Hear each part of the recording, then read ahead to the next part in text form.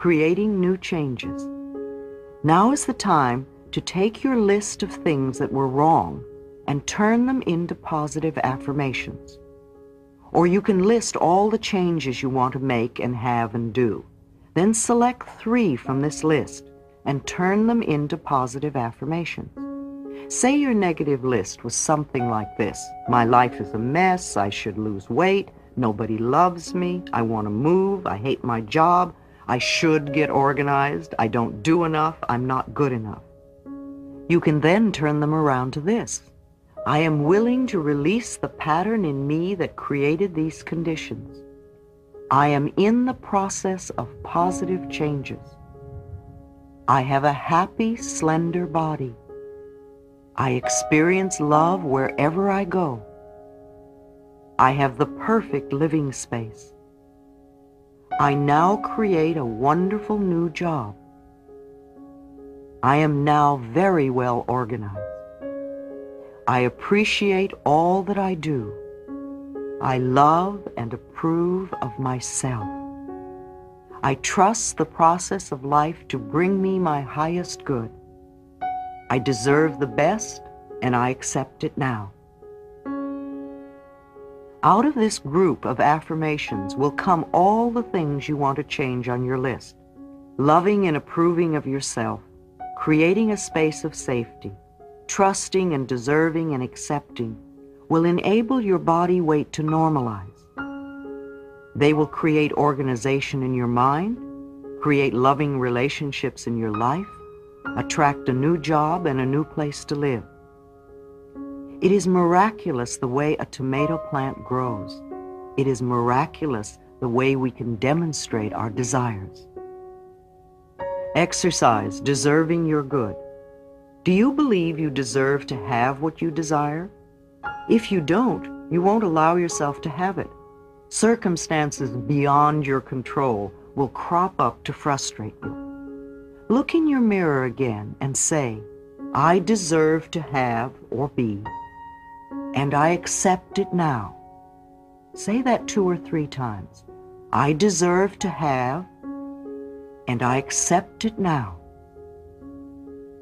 How do you feel? Always pay attention to your feelings, to what's going on in your body. Does it feel true, or do you still feel unworthy? If you have any negative feelings in your body, then go back to affirming, I release the pattern in my consciousness that is creating resistance to my good. I deserve. Repeat this until you get the acceptance feelings, even if you have to do it several days in a row. In our approach to building the new, we want to use a holistic approach.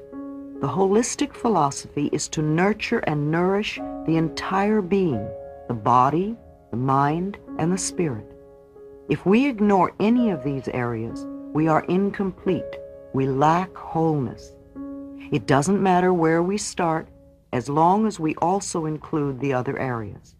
If we begin with the body, we would want to work with nutrition, to learn the relationship between our choice of food and beverages and how they affect the way we feel.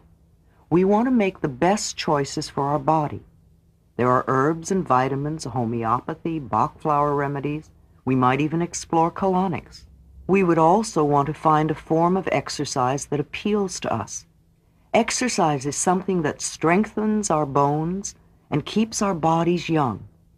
In addition to sports and swimming, there are dancing, tai chi, martial arts, and yoga.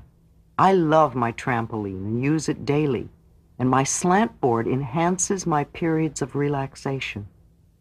We might want to explore some form of body work, such as Rolfing or Heller work or Traeger. Massage, foot reflexology, acupuncture, or chiropractic work are all beneficial. There are also the Alexander method, bioenergetics, Feldenkrais, Touch for Health. Now, with the mind, we could explore visualization techniques, guided imagery, and affirmations. There are lots of psychological techniques, Gestalt, hypnosis, rebirthing, psychodrama, past life regressions, art therapy, even dream work. I give very little nutritional advice because I've discovered that all systems work for some people. I do have a local network of good practitioners in the holistic field, and I refer clients to them when I see the necessity for nutritional knowledge. This is an area where you must find your own way or go to a specialist who can test you. Many of the books on nutrition have been written by persons who were very ill and worked out a system for their own healing. However, everyone is not alike. For instance, the macrobiotic and the natural raw food diets are two totally different approaches. The raw food people never cook anything, seldom eat bread or grains, and are very careful not to eat fruits and vegetables at the same meal, and they never use salt. The macrobiotic people cook almost all of their food, have a different system of food combining, and use a lot of salt. Both systems work. Both systems have healed bodies. My personal nutritional approach is simple. If it grows, eat it. If it doesn't grow, don't eat it. Be conscious of your eating. It's like paying attention to our thoughts. We can also learn to pay attention to our bodies and the signals we get when we eat different things.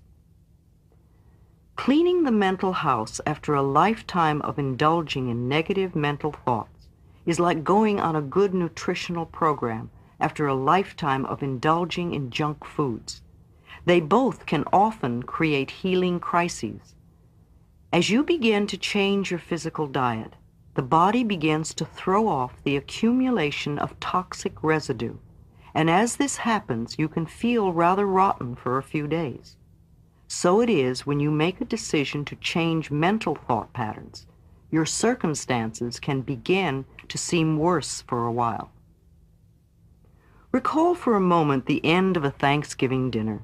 The food is all eaten and it's time to clean the turkey pan. The pan is all burnt and crusty, so you put in hot water and soap and let it soak for a while. Then you begin to scrape the pan. Now you really have a mess, and it looks worse than ever. But just keep scrubbing away, and soon you'll have a pan as good as new. It's the same thing with cleaning up a dried-on, crusty mental pattern. When we soak it with new ideas, all the gook comes to the surface to look at. Keep doing the new affirmations, and soon you will have totally cleared an old limitation. So we have decided we are willing to change, and we will use any method that works for us. Let me describe one of the methods I have used with myself and with others. First, go look in a mirror and say to yourself, I am willing to change. Notice how you feel. If you are hesitant or resistant or just don't want to change, ask yourself why. What old belief are you holding on to? Please don't scold yourself. Just notice what it is. I'll bet that belief has been causing you a lot of trouble. I wonder where it came from. Do you know? Whether we know where it came from or not, let's do something to dissolve it now. Again, go to the mirror and looking deep into your own eyes, touch your throat and say out loud 10 times, I am willing to release all resistance. I am willing to release all resistance. Mirror work is very powerful. As children, we received most of our negative messages from others looking us straight in the eye and perhaps shaking a finger at us. Whenever we look into the mirror today, most of us will say something negative to ourselves. We either criticize our looks or berate ourselves for something. To look yourself straight in the eye and make a positive declaration about yourself is, in my opinion, the quickest way to get results with affirmations. In the infinity of life where I am, all is perfect, whole, and complete. I now choose calmly and objectively to see my old patterns, and I am willing to make changes. I am teachable. I can learn. I am willing to change. I choose to have fun doing this. I choose to react as though I have found a treasure when I discover something else to release. I see and feel myself changing moment by moment. Thoughts no longer have any power over me. I am the power in my world. I choose to be free. All is well in my world. Chapter 6, Resistance to Change. I am in the rhythm and flow of ever-changing life. Awareness is the first step in healing or changing. When we have some pattern buried deeply within us, we must become aware of it in order to heal the condition. Perhaps we begin to mention the condition, to complain about it, or to see it in other people. It rises to the surface of our attention in some way, and we begin to relate to it. We often attract a teacher, a friend, a class or workshop, or a book to ourselves that begins to awaken new ways to approach the dissolving of the problem. My awakening began with a chance remark of a friend who had been told about a meeting. My friend did not go, but something within me responded, and I went. That little meeting was the first step on my pathway of unfoldment. I didn't recognize the significance of it until some time later. Often our reaction to this first step is to think the approach is silly or that it doesn't make sense. Perhaps it seems too easy or unacceptable to our thinking. We don't want to do it. Our resistance comes up very strong. We may even feel angry about the thought of doing it. Such a reaction is very good if we can understand that it is the first step in our healing process. I tell people that any reaction they may feel is there to show them they are already in the process of healing or changing. Many people think nothing is happening until the total healing takes place, but that is not true. The process begins the moment we begin to think about making a change. Impatience is only another form of resistance. It is resistance to learning and to changing. When we demand that it be done right now, completed at once, then we don't give ourselves time to learn the lessons involved with the problems we have created. If you want to move to another room, you have to get up and move step by step in that direction. Just sitting in your chair and demanding that you be in the other room will not work. It's the same thing. We all want our problems to be over with, but we don't want to do the small things that will add up to the solution. Now is the time to acknowledge our responsibility in having created the situation or condition. I'm not talking about having guilt, nor about being a bad person for being where you are. I am saying to acknowledge the power within you that transforms your every thought into experience. In the past, we unknowingly used this power to create things we did not want to experience. We were not aware of what we were doing. Now, by acknowledging our responsibility, we become aware and learn to use this power consciously in positive ways for our benefit. Often when I suggest a solution to the client, a new way to approach a matter of forgiving the person involved, I will see the jaw begin to clench and jut out and the arms cross tightly over the chest. Maybe even fists will form. Resistance is coming to the fore, and I know we have hit upon exactly what needs to be done. We all have lessons to learn.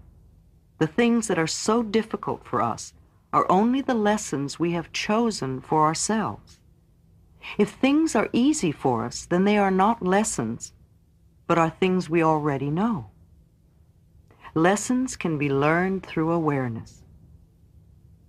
If you think of the hardest thing for you to do and how much you resist it, then you're looking at your greatest lesson at the moment. Surrendering, giving up the resistance, and allowing yourself to learn what you need to learn will make the next step even easier. Don't let your resistance stop you from making the changes. We can work on two levels, looking at the resistance and still making the mental changes. Observe yourself. Watch how you resist, and then go ahead anyway. Our actions often show our resistance. For instance, changing the subject, leaving the room, going to the bathroom, being late, getting sick, procrastinating by doing something else, doing busy work, wasting time, looking away or out the window, flipping through a magazine, refusing to pay attention, eating, drinking, or smoking, creating or ending a relationship, creating breakdowns, cars, appliances, plumbing, etc. We often assume things about others to justify our resistance. We make statements like, "It wouldn't do any good anyway. My husband, wife won't understand. I would have to change my whole perspective. Only crazy people go to therapists. They couldn't help me with my problem. They couldn't handle my anger. My case is different. I don't want to bother them. It'll work itself out. Nobody else does it." We grow up with beliefs that become our resistance to changing. Some of our limiting ideas are, it's not done. It's just not right. It's not right for me to do that. That wouldn't be spiritual. Spiritual people don't get angry. Men, women just don't do that. My family never did that. Love is not for me. That's just silly. It's too far to drive. It's too much work.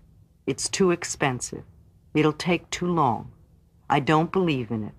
I'm not that kind of person. We give our power to others and use that excuse as our resistance to changing. We have ideas like, God doesn't approve.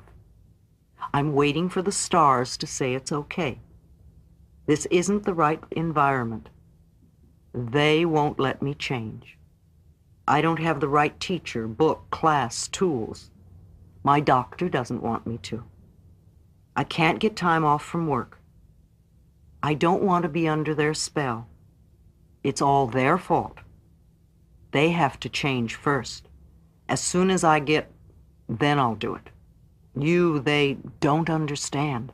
I don't want to hurt them. It's against my upbringing, religion, philosophy. We have ideas about ourselves that we use as limitations or resistance to changing. They are too old, too young, too fat, too thin, too short, too tall, too lazy, too strong, too weak, too dumb, too smart, too poor, too worthless, too frivolous, too serious, too stuck. Maybe it's all just too much. Our resistance often expresses itself as delaying tactics. We use excuses like, I'll do it later. I can't think right now. I don't have the time right now. It would take too much time from my work. Yes, that's a good idea. I'll do it later. I have too many other things to do. I'll think about it tomorrow. I'll do it as soon as I get through with, or as soon as I get back from this trip. The time isn't right. It's too late or too soon. Denial. This form of resistance shows up in denial of the need to do any changing. Things like, there's nothing wrong with me. I can't do anything about this problem. I was all right the last time. What good would it do to change?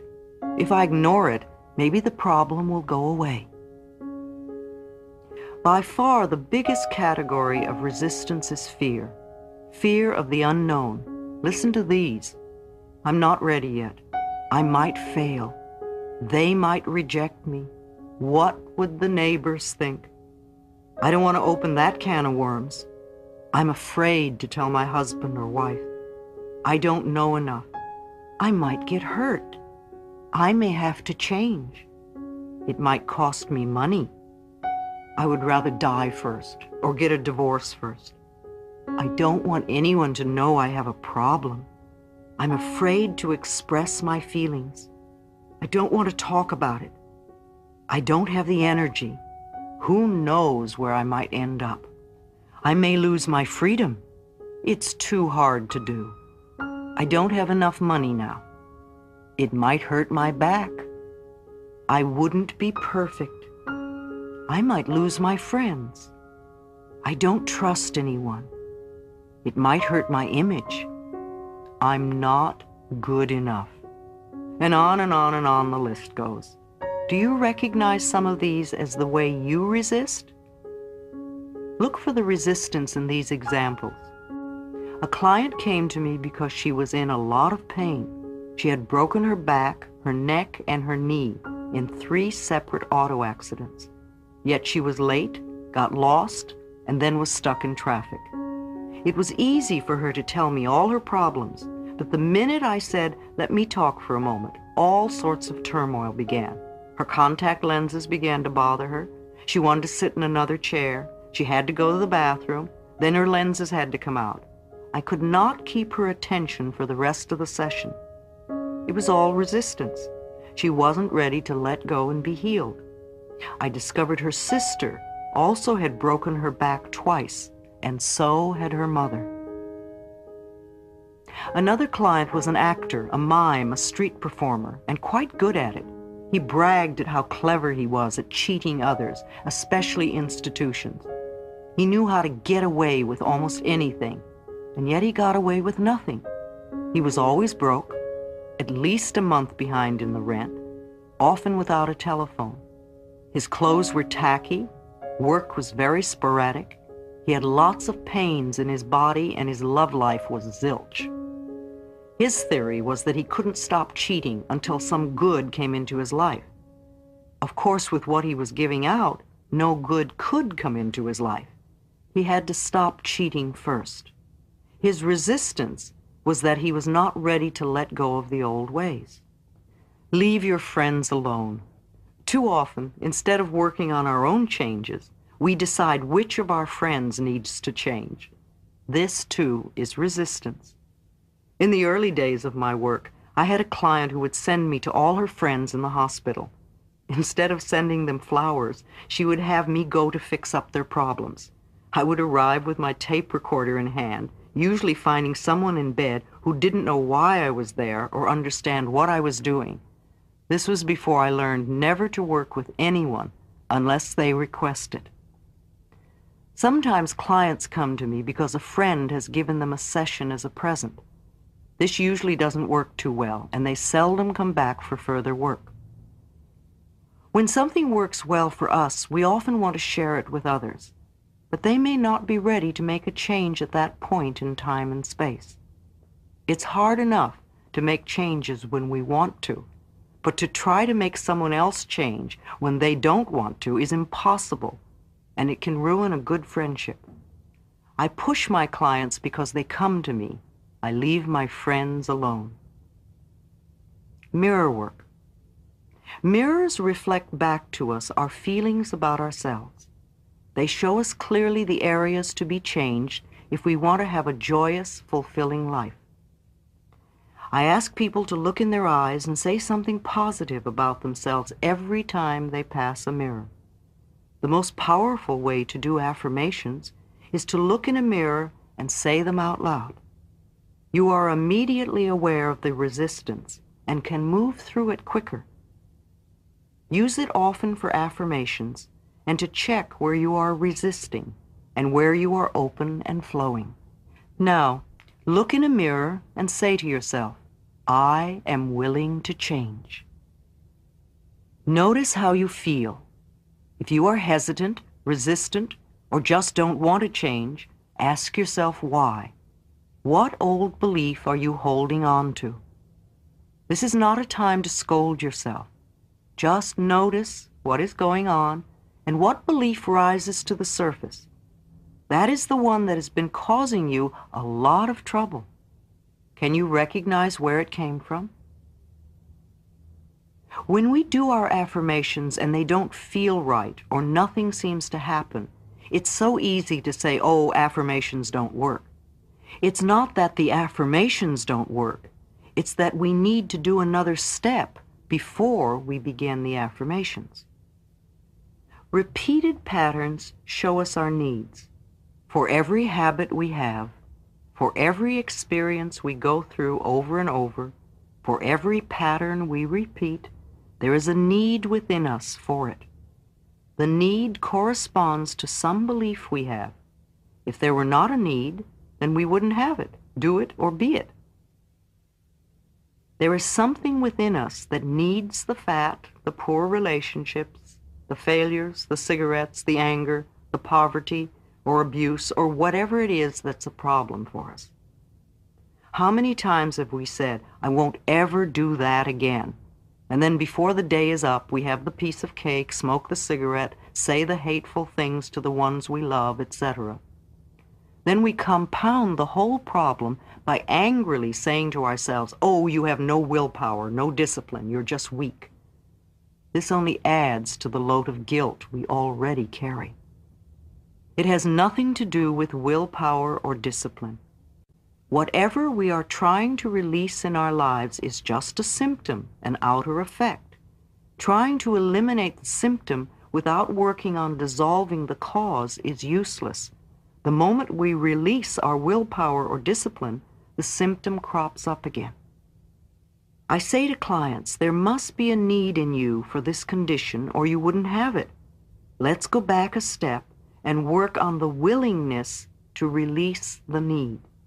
When the need is gone, you will have no desire for the cigarette or the overeating or the negative pattern. One of the first affirmations to use is, I am willing to release the need for the resistance or the headache or the constipation or the excess weight or the lack of money or whatever. Say, I am willing to release the need for. If you are resisting at this point, then your other affirmations cannot work. The webs we create around ourselves need to be unwound. If you have ever untangled a ball of string, you know that yanking and pulling only makes it worse. Be gentle and patient with yourself as you untangle your own mental knots. Get help if you need it. Above all, love yourself in the process. The willingness to let go of the old is the key. When I say needing the problem, I mean that according to our particular set of thought patterns, we need to have certain outer effects or experiences. Every outer effect is the natural expression of an inner thought pattern. And to battle only the outer effect or symptom is wasted energy and often increases the problem. I am unworthy creates procrastination. If one of my inner belief systems or thought patterns is, I am unworthy, then one of my outer effects will probably be procrastination. After all, procrastination is one way to keep us from getting where we say we want to go. Most people who procrastinate will spend a lot of time and energy berating themselves for procrastinating. They will call themselves lazy and generally will make themselves out to feel they are bad persons. Resentment of another's good. I had a client who loved attention and usually came to class late so he could create a stir. He had been the baby of 18 children, and he came last on the list of getting. As a child, he watched everyone else have, while he just longed for his own. Even now, when someone had good fortune, he would not rejoice with them. Instead, he would say, "Oh, I wish I had that," or "Why don't I ever get that?" His resentment of their good was a barrier to his own growth and change. Self-worth opens many doors. A client who was 79 came to me. She taught singing, and several of her students were making television commercials. She wanted to do this, but was afraid. I supported her totally and explained, there is nobody like you. Just be yourself. I said, do it for the fun of it. There are people out there looking for exactly what you have to offer. Let them know you exist. She called several agents and casting directors and said, I'm a senior citizen and I want to do commercials. and in a short time she had a commercial. And since then, she's never stopped working. I often see her on TV and in the magazines. New careers can start at any age, especially if you do it for the fun of it. Self-criticizing is totally missing the mark. It will only intensify procrastination and laziness. The place to put the mental energy is into releasing the old and creating a new thought pattern. Say, I am willing to release the need to be unworthy. I am worthy of the very best in life, and I now lovingly allow myself to accept it. As I spend a few days doing this affirmation over and over, my outer effect pattern of procrastination will automatically begin to fade. As I internally create a pattern of self-worth, then I no longer need to delay my own good. Do you see how this could apply to some of the negative patterns or outer effects in your own life? Let's stop wasting time and energy putting ourselves down for something we can't help doing if we have certain inner beliefs. Change the beliefs. No matter how you approach it or what subject matter we are talking about, we are only dealing with thoughts, and thoughts can be changed. When we want to change a condition, we need to say so. I am willing to release the pattern within me that is creating this condition. You can say this to yourself over and over every time you think of your illness or your problem.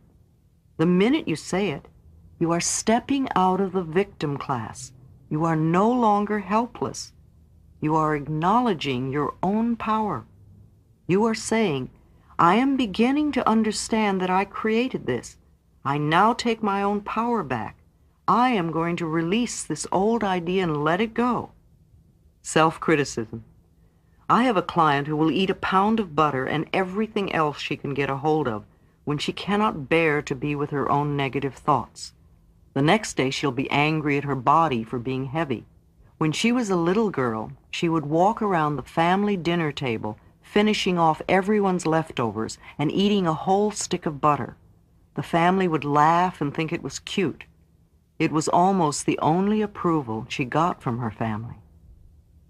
When you scold yourself, when you berate yourself, when you beat yourself up, who do you think you're treating this way? Almost all of our programming, both negative and positive, was accepted by us by the time we were 3 years old. Our experiences since then are based on what we accepted and believed about ourselves and about life at that time. The way we were treated when we were very little is usually the way we treat ourselves now. The person you are scolding is a 3-year-old child within you. If you are a person who gets angry at yourself for being afraid and fearful, think of yourself as being 3 years old. If you had a little 3-year-old child in front of you who was afraid, what would you do? Would you be angry at it? Or would you reach out your arms and comfort the child until it felt safe and at ease? The adults around you when you were a child may not have known how to comfort you at that time. Now you are the adult in your life, and if you're not comforting that child within you, then that is very sad indeed. What was done in the past is done, and it is over now. But this is present time, and you now have the opportunity to treat yourself the way you wish to be treated. Scolding yourself only makes you more frightened, and there's nowhere to turn. When the child within feels unsafe, it creates a lot of trouble. Remember how it felt to be belittled when you were young? It feels the same way now to that child within. Be kind to yourself. Begin to love and approve of yourself. That's what that little child needs in order to express itself at its highest potential. In the infinity of life where I am, all is perfect, whole, and complete. I see any resistance patterns within me only as something else to release. They have no power over me. I am the power in my world. I flow with the changes taking place in my life as best I can. I approve of myself and the way I am changing. I am doing the best I can. Each day gets easier. I rejoice that I am in the rhythm and flow of my ever-changing life. Today is a wonderful day. I choose to make it so. All is well in my world. Chapter 7. How to Change. I cross bridges with joy and with ease. I love how-tos. All the theory in the world is useless unless we know how to apply it and make a change. I have always been a very pragmatic, practical person with a great need to know how to do things. The principles we will be working with at this time are nurturing the willingness to let go, controlling the mind, learning how forgiveness of self and others releases us, releasing the need. Sometimes when we try to release a pattern, the whole situation seems to get worse for a while. This is not a bad thing. It is a sign that the situation is beginning to move. Our affirmations are working and we need to keep going. Example, we are working on increasing prosperity and we lose our wallet. We are working on improving our relationships and we have a fight. We're working on becoming healthy and we catch a cold. We're working on expressing our creative talents and abilities and we get fired. Sometimes the problem moves in a different direction and we begin to see and understand more. For example, let's assume you are trying to give up smoking and you are saying, I am willing to release the need for cigarettes. And as you continue to do this, you notice your relationships are becoming more uncomfortable. Don't despair. This is a sign of the process working. You might ask yourself a series of questions like, am I willing to give up uncomfortable relationships? Were my cigarettes creating a smoke screen so I wouldn't see how uncomfortable these relationships are? Why am I creating these relationships? You notice that the cigarettes are only a symptom and not a cause. Now you are developing insight and understanding that will set you free. You begin to say, I am willing to release the need for uncomfortable relationships. Then you notice the reason you're so uncomfortable is that other people always seem to be criticizing you. Being aware that we always create all of our experiences, you now begin to say, I am willing to release the need to be criticized. You then think about criticism, and you realize that as a child, you received a lot of criticism. And that little kid inside of you only feels at home when it's being criticized. Your way of hiding from this had become creating a smokescreen. Perhaps you see the next step as affirming, I am willing to forgive. And as you continue to do your affirmations, you may find that cigarettes no longer attract you, and the people in your life no longer criticize you. Then you know you have released your need. This usually takes a little while to work out. If you are gently persistent and are willing to give yourself a few quiet moments each day to reflect on your process of change, you will get the answers. The intelligence within you is the same intelligence that created this entire planet. Trust your inner guidance to reveal to you whatever it is you need to know. In a workshop situation, I would have you do the following exercise with a partner. However, you can do it equally as well using a big mirror. Think for a moment about something in your life you want to change. At the mirror, look into your eyes and say aloud, "I now realize that I have created this condition, and I am now willing to release the pattern in my consciousness that is responsible for this condition." Say it several times with feeling. If you were with a partner, I would have your partner tell you if they really thought you meant it. I would want you to convince your partner. Ask yourself if you really mean it. Convince yourself in the mirror that this time you are ready to step out of the bondage of the past. At this point, many people get scared because they don't know how to do this releasing. They're afraid to commit themselves until they know all the answers. That's only more resistance. Just pass through it. One of the great things is that we do not have to know how. All we need is willingness. The universal intelligence, or your subconscious mind, will figure out the hows.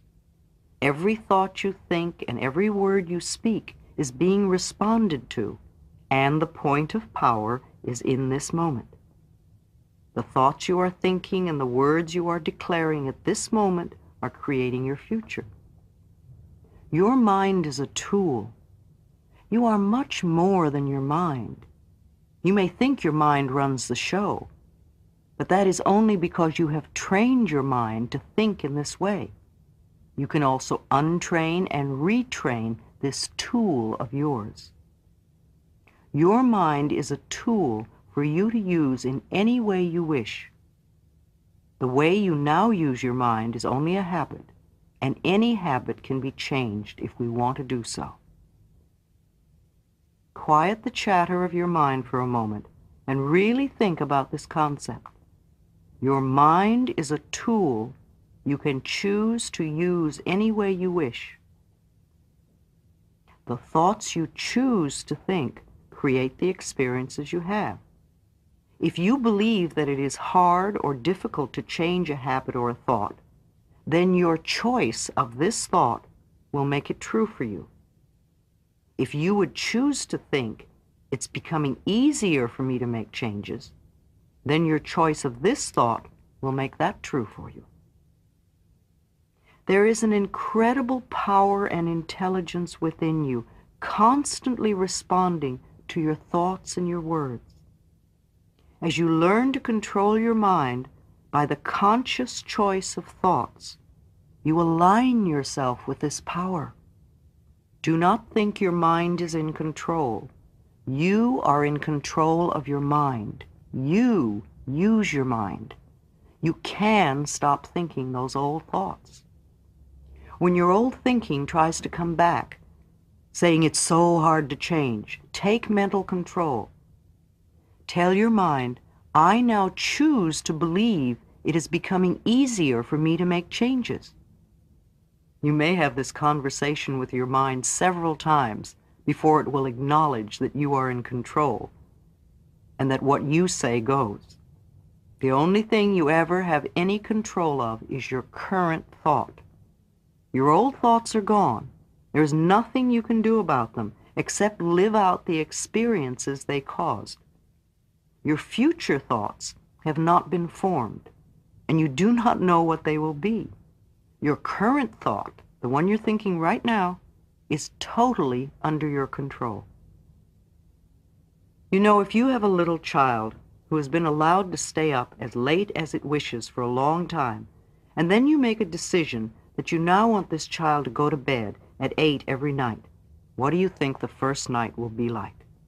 The child will rebel against this new rule and may kick and scream and do its best to stay out of bed.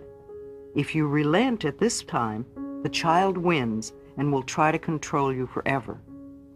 However, if you calmly stick to your decision and firmly insist that this is the new bedtime, the rebelling will get less and less. In a few nights, the new routine will be established. It is the same with your mind. Of course it'll rebel at first. It does not want to be retrained. But you are in control. And if you stay focused and firm, in a very short time, the new way of thinking is established. And you will realize that you are not a helpless victim of your thoughts, but rather a master of your own mind. Let's do an exercise, letting go. Close your eyes. Take a deep breath. As you exhale, allow all the tension to leave your body. Let your scalp and your forehead and your face relax. Let your tongue and your throat and your shoulders relax. Let your back and your abdomen and your pelvis relax. Let your breathing be at peace as you relax your legs and feet. Is there a big change in your body? Notice how much you hold on. If you are doing it with your body, you're doing it with your mind. In this relaxed, comfortable position, say with me, I am willing to let go.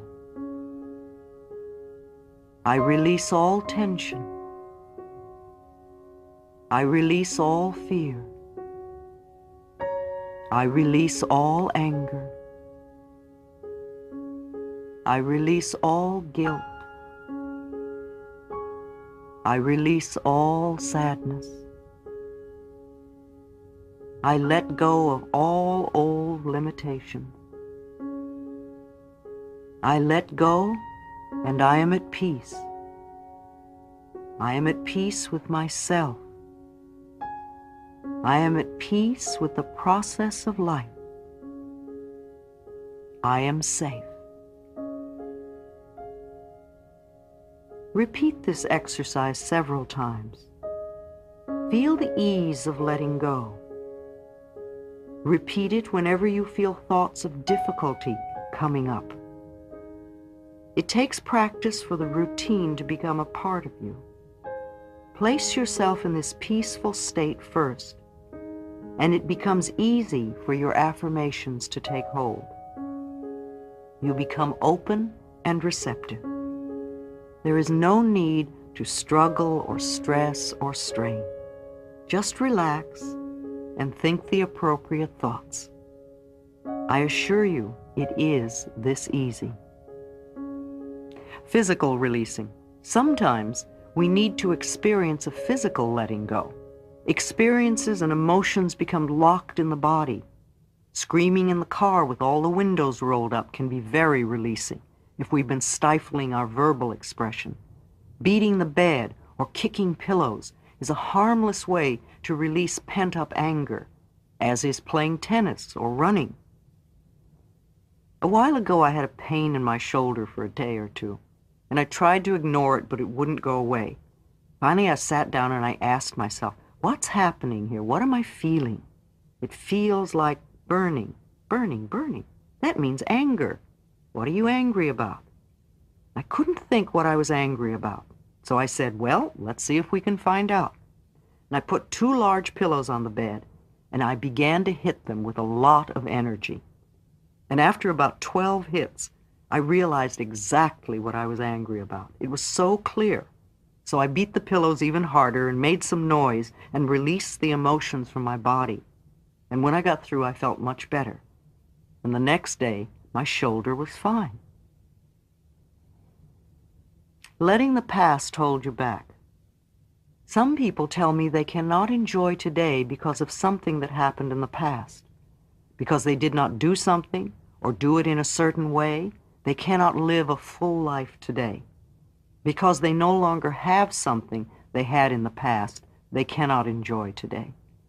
Because they were hurt in the past, they will not accept love now. Because something unpleasant happened when they did something once, they are sure it will happen again today.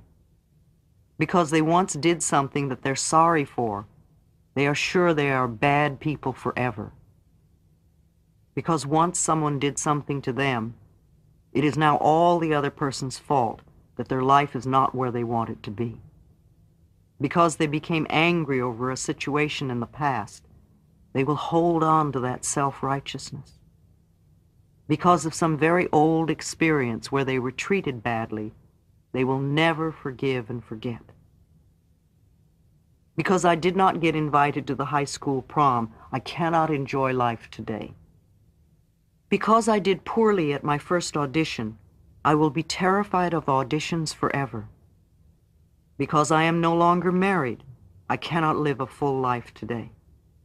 Because my first relationship ended, I can no longer be open to love. Because I was hurt by a remark once, I will never trust anyone again. Because I stole something once, I must punish myself forever. Because I was poor as a child, I will never get anywhere. What we often refuse to realize is that holding on to the past, no matter what it was or how awful it was, is only hurting us. They really don't care. Usually they are not even aware.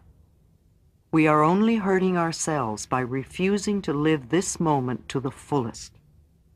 The past is over and done and cannot be changed. Even when we grunge about the past, we experience our memory of it in this moment, and we lose the real experience of this moment in the process. Exercise, releasing.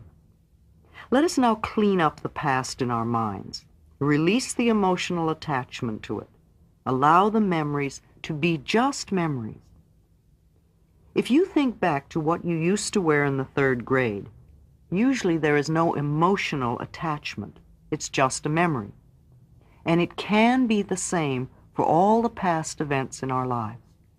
As we let go, we become free to use all of our mental power to enjoy this moment and to create a grand future. Make a list of all the things you are willing to let go. How willing are you to do this? Notice your reactions. What will you have to do to let these things go? How willing are you to do so? What is your resistance level? All right, let's move to forgiveness. Forgiveness of ourselves and of others releases us from the past. The Course in Miracles says over and over that forgiveness is the answer to almost everything. I know that when we are stuck, it usually means there is some more forgiving to be done. When we do not flow freely with life in the present moment, it usually means we are holding on to a past moment. It can be regret, sadness, hurt, fear, or guilt, blame, anger, resentment, and sometimes even the desire for revenge. Each one of these states comes from a space of non-forgiveness, a refusal to let go and come into the present moment. Love is always the answer to healing of any sort, and the pathway to love is forgiveness. Forgiveness dissolves resentment. There is an old Emmett Fox exercise for dissolving resentment that always works. He recommends that you sit quietly, close your eyes, and allow your mind and body to relax.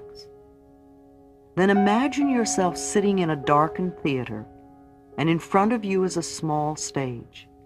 And on that stage, place the person you resent the most.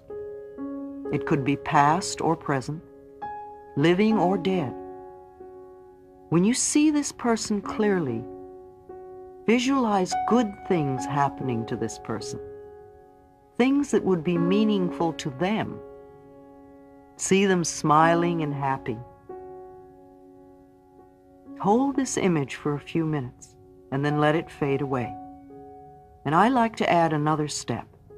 As they leave the stage, put yourself up there and see good things happening to you, and see yourself smiling and happy. And be aware that the abundance of the universe is available for all of us. This exercise dissolves the dark clouds of resentment most of us carry. For some, it will be very difficult to do. Each time you do it, you may get a different person. Do it once a day for a month, and notice how much lighter you feel. Here's an exercise for revenge. Those on the spiritual pathway know the importance of forgiveness. For some of us, there is a step that is necessary before we can totally forgive. Sometimes the little kid in us needs to have revenge before it is free to forgive. For that, this exercise is very helpful. Close your eyes, sit quietly and peacefully, and think of the person who is hardest to forgive. And what would you really like to do to them? What do they need to do to get your forgiveness? And imagine that happening now. And really get into the details. How long do you want them to suffer or do penance? And when you feel complete, condense time and let it be over forever. And usually at this point you feel lighter and it's easier to think about forgiveness. Now, to indulge in this every day would not be good for you, but to do it once as a closing exercise can be very freeing.